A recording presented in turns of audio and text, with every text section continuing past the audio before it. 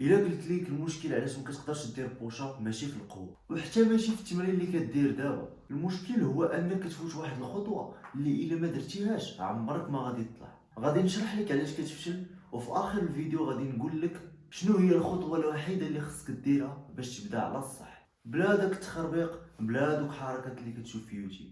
اغلب الناس كيبداو بوشاب من الارض حيت كيبقاو يشوفوا الناس كيديروها وكيبغيو يجربوا، ولكن راه الجسم ديالك ما واجدش. بوشاب راه ماشي تمرينه ديال اليدين بوحدهم، راه ديال الجسم كامل.